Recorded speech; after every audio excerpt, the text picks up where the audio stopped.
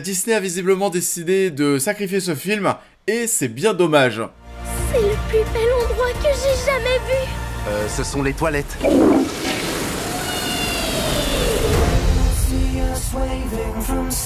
Bonjour à tous, j'espère que vous allez bien. On se retrouve aujourd'hui en ce début de week-end pour parler d'Elio qui est sorti ce mercredi, le nouveau film des studios Pixar qui arrive, c'est vrai.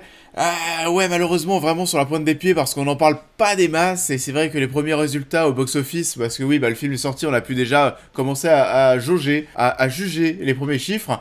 Et c'est pas fameux. Mais au-delà de ça, au-delà des entrées en salle, qu'est-ce que ça donne? Elio, c'est parti, on en parle. Elio est réalisé par Madeline Sharafian et Domichi, la réalisatrice pour cette dernière d'Alerte Rouge. Depuis toujours, l'humanité lève les yeux vers les étoiles en quête de réponse et cette fois, l'univers a répondu. Elio, un garçon de 11 ans rêveur et passionné d'espace, a peine à trouver sa place sur Terre, mais sa vie va basculer lorsqu'il est mystérieusement téléporté dans le Communiverse. Et ouais, c'est vrai qu'Elio, ça part pas très bien au cinéma, et peut-être même qu'il y en a certains d'entre vous qui n'en ont même pas entendu parler, alors que quand même on parle du nouveau Pixar qui sort cette semaine au cinéma, là où oui, ces quelques dernières années, il y a certains Pixar qui sont sortis directement sur Disney+, et là, à la limite, si ça sort sur Disney+, je peux comprendre, encore que certaines personnes n'en aient pas forcément entendu parler, là, ça sort au cinéma.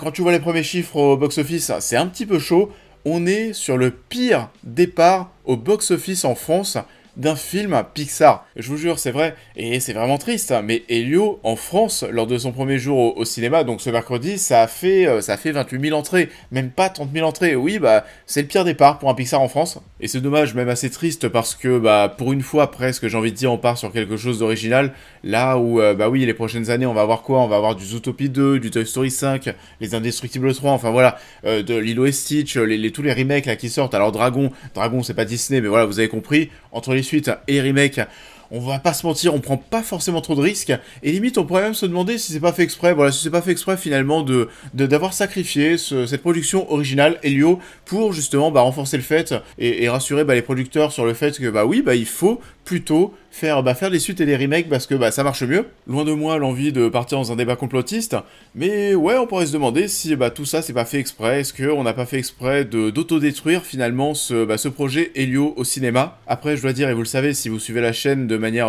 assidue depuis quelques années, mais c'est vrai que je suis un petit peu fâché avec Pixar depuis quelques temps, même s'il y a eu des bons trucs, et oui, il y a eu quelques gros succès, je pense notamment bien sûr à Vice Versa 2 qui pour le coup a vraiment cartonné, mais depuis quelques années quand même du côté de chez Pixar, on va pas se mentir, on jongle entre le chaud et le froid, voire même le très très froid, parce qu'il y a des projets qui n'ont tout simplement pas marché, il y en a aussi qui ont été totalement oubliables et qui sont déjà oubliés, et si on revient sur les projets qui nous ont été proposés depuis 2020, on a eu quoi? On a eu En Avant, qui était assez oubliable, bien qu'assez sympathique, mine de rien, mais alors pas de chance, c'est vrai qu'il y a le Covid qui a débarqué, ce qui fait par la suite les projets Pixar ont commencé à sortir sur Disney+. Alors là pour le coup, on a Soul, qui pour moi, Soul c'est top 3 Pixar et il est pas troisième. Et ça pour le coup c'était giga bien, j'ai surkiffé. On a eu ensuite Luca qui personnellement était assez oubliable à mon sens, qui est sorti sur Disney+. Alerte Rouge, pour le coup je l'ai trouvé plutôt sympa et assez drôle, mais pareil, le fait que ça soit sorti directement sur Disney+, c'est vrai que ça n'a pas forcément fait beaucoup de bruit. On est repassé ensuite par la case cinéma avec Buzz l'éclair qui pour le coup, et ça a été une petite surprise, a bidé totalement. Pour le coup, ça je pense qu'on s'attendait vraiment à ce que ça fasse bien plus de chiffres au box-office, et non, ça n'a pas pris. Ensuite, Élémentaire, c'était quand même un gros mouet. Vice Versa 2, oui, ça a été un très très gros carton, même si vous l'avez suivi, j'ai pas non plus surkiffé, pour moi c'est quand même en dessous du premier film.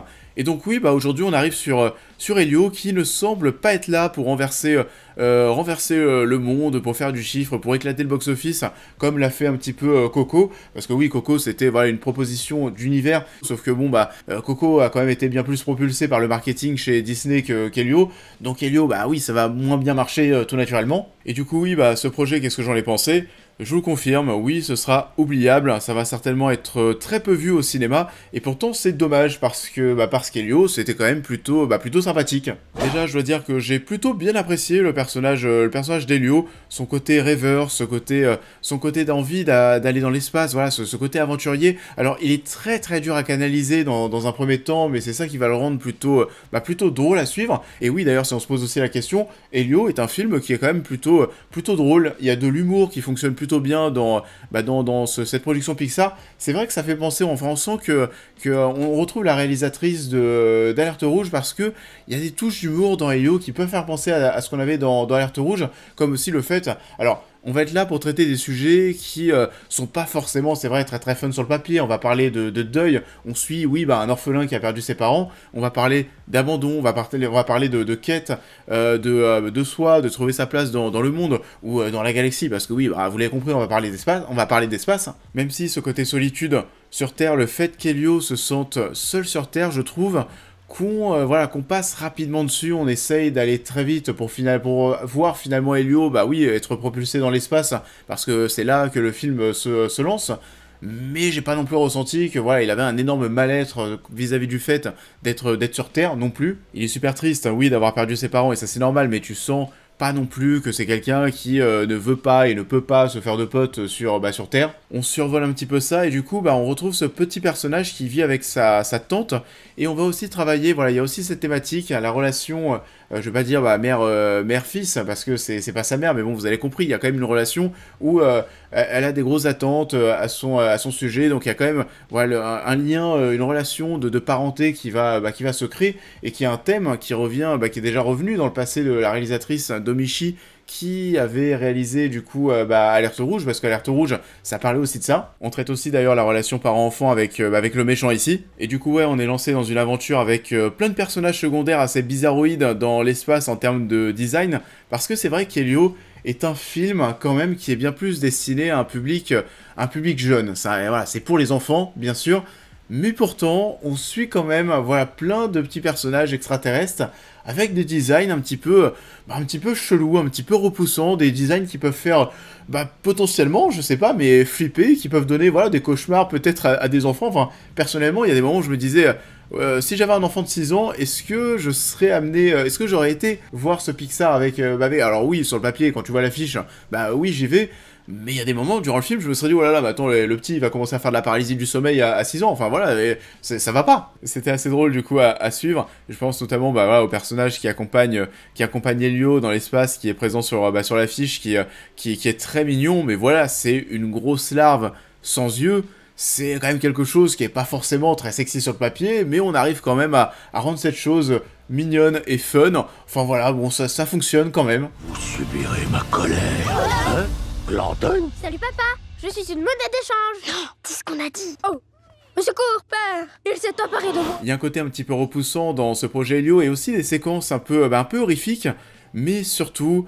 Il faut pas l'oublier, ça passe pas au-dessus du côté très mignon et doux qui ressort de l'œuvre. Donc c'est plutôt plaisant à suivre. On a aussi un univers spatial qui est plutôt joli par moments, avec des plans qui sont impressionnants, même si c'est pas le truc inoubliable, encore une fois, si je dois comparer bien sûr la découverte de cet univers avec la découverte de l'univers de Coco lorsqu'il est sorti en 2016-2017. On n'est pas non plus sur la même claque. Coco est bien sûr largement au-dessus sur ce point, mais ça nous empêche pas du tout d'avoir de très belles choses ici.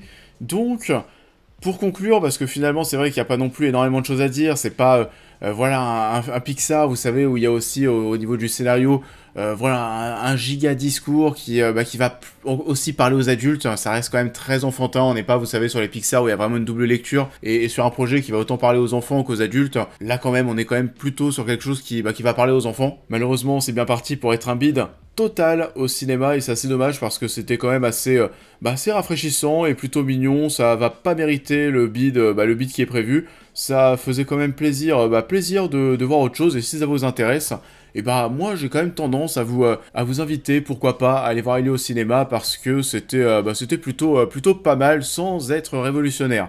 Donc pour ceux qui ont été voir le film, N'hésitez pas à me dire ce que vous en avez pensé en commentaire. N'hésitez pas à me dire aussi ce que vous pensez de Pixar depuis quelques années, parce que pour moi, il y a quand même un sujet. Et comme d'habitude, je vous invite à liker cette vidéo, à me suivre sur tous les réseaux, à vous abonner à la chaîne, à devenir membre soutien si vous souhaitez soutenir mon travail. Et on va se retrouver la semaine prochaine pour parler du film Formule 1. Did you win something? There's 20 other drivers still out on that track. Do you think any of them respect us? Et du coup, c'est bon, on y est enfin, parce que si vous avez vu ma vidéo des attentes de l'année au tout début de l'année 2025, vous savez que ce film est celui que j'attendais le plus de l'année. Voilà, c'est simple. Pourquoi ça? Parce que ça parle de Formule 1 et je suis passionné de Formule 1, parce que Brad Pitt, parce qu'on est avec le réalisateur de Top Gun, Maverick, et bien sûr aussi parce qu'Hans Zimmer est à la BO, donc il y a pas mal de choses qui, c'est vrai, sur le papier, qui me chauffent, sur le papier, et on verra ce que ça donne. J'espère que ce sera bien, j'espère vraiment ne pas être déçu. On en parle du coup très prochainement sur la chaîne, et d'ici là, je vous souhaite à tous un excellent week-end, et je vous dis à très vite.